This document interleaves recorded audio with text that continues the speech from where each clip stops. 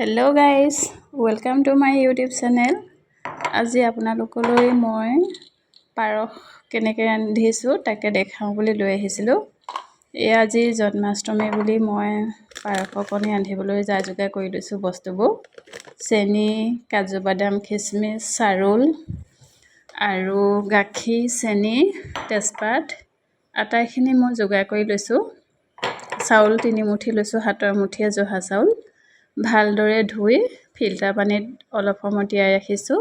আৰু কাজু আৰু খিচমিচখিনিও মই ভালদৰে ধুই ফিল্টাৰ পানীতে তিয়াই ৰাখিছোঁ অলপ সময়ৰ কাৰণে। আৰু কেৰাহী এখন ভালদৰে ধুই কেৰাহীখন গৰম হোৱাত গৰম পানী অকণ দিলোঁ। তাৰ পাছতে মই গাখীৰ 1 লিটাৰ এয়া মই ঢালি দিছোঁ।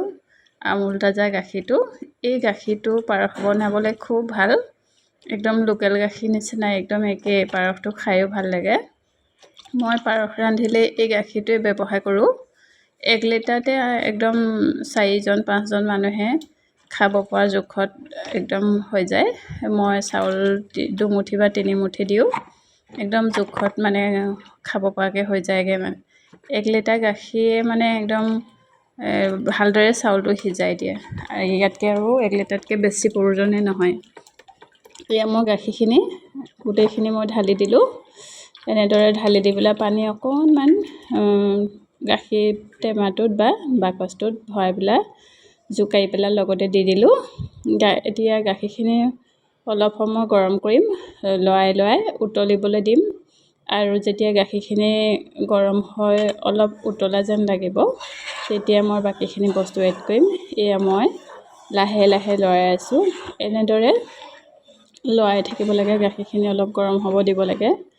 বহুতে পায়স ৰান্ধিব জানে, কিন্তু বহুতে নাজানে বুলিও ক'ব পাৰি। সেইটো কাৰণে মই অলপ ভালদৰে দেখাই দিছোঁ, লগতে কথাকেইটাও কৈ দিছোঁ। যিবিলাকে নাজানে তেওঁলোকৰ কাৰণে সহজ হ'ব। এয়া মই তেজপাত দুখিলা ভালদৰে ধুই ল'লোঁ। ধুই পেলাই মই এতিয়া গাখীৰখিনিত এড কৰি দিম। তেজপাত মই আগতেই দি দিওঁ। এয়া চাওক, তেজপাতখিনি মই দি দিছোঁ। এতিয়া তেজপাতখিনি দিয়াৰ পাছতো অলপ সময় মই লৰাই গৰম কৰি থাকিম গাখীৰখিনি, যেতিয়ালৈকে অকণমান বুৰবুৰণি এটা নাহে উতলি পেলাই, তেতিয়ালৈকে মই লৰাই থাকিম। আৰু যেতিয়া গৰম হৈ পেলাই অকণমান উতলিব, তেতিয়াই মই চাউলখিনি এড কৰি দিম। এয়া মোৰ ছাইডত এনেদৰে লাগি থকা গাখীৰবোৰ মই এৰুৱাই দিওঁ হেতাখনে। আৰু এয়া মোৰ লাহে লাহে গাখীৰ গৰম হ'বলৈ আৰম্ভ কৰিছে। গাখীৰখিনি যেতিয়া গৰম হৈ আহে, ওপৰত অলপ ধোঁৱা এটা ওলায়, এয়া মোৰ উতল আহিলেই গাখীৰ। এতিয়া মই ইয়াত চাউল এড কৰি দিম। চাউলখিনি দিয়াৰ পাছতো লৰাই থাকিব লাগিব, তেতিয়াহে প্ৰত্যেকটো চাউলে ভালদৰে সিজিব। সেইটো কাৰণে মই চাউলখিনি দিয়াৰ পাছতো বহুত সময় লৰাই থাকোঁ। এয়া মই চাউলখিনি এড কৰি দিছোঁ। চাউলখিনি দিয়াৰ পাছত ভালদৰে মই আকৌ লৰাই থাকিম, চাউলখিনি ভালদৰে সিজিব দিম। মানে পায়স ৰান্ধিলে লৰাই থাকিব লাগে, যিমান লৰাব পাৰি সিমান ভাল। এৰি দিলে কি হয়, গাখীৰ সৰটো ওপৰলৈ উঠি আহে আৰু ছাইডত লাগি ধৰে বা ওপৰত জালনা নিচিনা এটা হৈ থাকে। সেইটো কাৰণে লৰাই থাকিব লাগে। সেই জালনাটো বান্ধিব দিব নালাগে। লৰাই দি থাকিলে সহজে বান্ধিব নোৱাৰে গাখীৰ সৰটো বা জালনাটো। মই এয়া কাজু আৰু খিচমিচখিনি পানীৰ পৰা টুকি লৈছোঁ বাতিটোত। টুকি পেলাই মই এতিয়া যিহেতু চাউল দিলোঁ, সেইটো কাৰণে কাজু আৰু খিচমিচখিনিও এড কৰি দিম। চাউল দিয়াৰ পাছতে মই এইখিনি দি দিওঁ। তিয়াই ৰাখোঁ যে ভালদৰে চাউলৰ লগতে সিজি যায়। আধা ঘণ্টামান পাৰিলে তিয়াই ৰাখিব লাগে, তেতিয়া কাজু আৰু খিচমিচো কোমল হৈ যায় আৰু চাউলখিনিতো কোমল হৈ থাকেই। এয়া মই একেলগতে তেজপাত, চাউল আৰু কাজু খিচমিচ এড কৰি পেলাই এনেদৰে লৰাই থাকিম। এতিয়া এনেদৰে লৰাই যেতিয়া চাউলটো ভালদৰে সিজিব আৰু গাখীৰখিনিও কমি আহিব, তাৰ পাছতহে মই চেনি এড কৰিম। এয়া চেনি জোখত লৈ লৈছোঁ।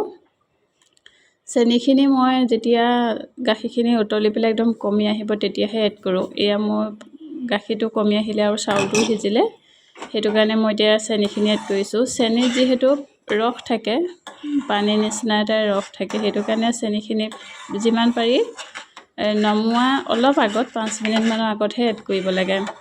আগতীয়াকৈ এড কৰিলে আকৌ অলপ সময় সিজাই থাকিবলগীয়া হয়। সেইটো কাৰণে গাখীৰ আৰু চাউলটো ভালদৰে সিজাই একদম নমোৱা আগমুহূৰ্তত চেনিটো এড কৰি পেলাই অলপ সময় 5 মিনিটমান লৰাই থাকিব লাগে। খুব সুন্দৰ হয় খাবলৈ। এয়া মোৰ পায়স হৈ গ'ল, চেনি দি লৰাই থাকিলোঁ অলপ সময়, একদম জোখত হৈ গ'ল আৰু চাউলকেইটাও সিজি গ'ল ভালদৰে। দেখিবলৈ কি সুন্দৰ হৈছে, এয়া দেখিছে নহয়। পায়সখিনি মই এতিয়া গেছটো অফ কৰি অলপ সময় ঠাণ্ডা হ'ব দিছোঁ। এয়া মই এতিয়া আমি খাবৰ কাৰণে আৰু ভগৱানকো আজি জন্মাষ্টমী বুলি অৰ্পণ কৰিম অকণমান, তাকে দেখাওঁ বোলো আপোনালোকক। এয়া মই বাঢ়ি লৈছোঁ আমাৰ ঘৰৰ 4জন সদস্যৰ কাৰণে। মই পিছত খাওঁ, আগত বাপেক পুতেকক দি লওঁ খাবলৈ।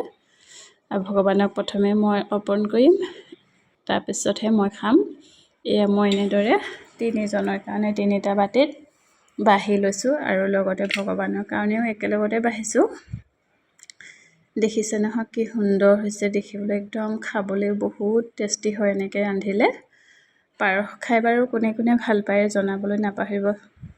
আমাৰ ঘৰত আমি মাজে মাজে এনেদৰে খাই থাকোঁ।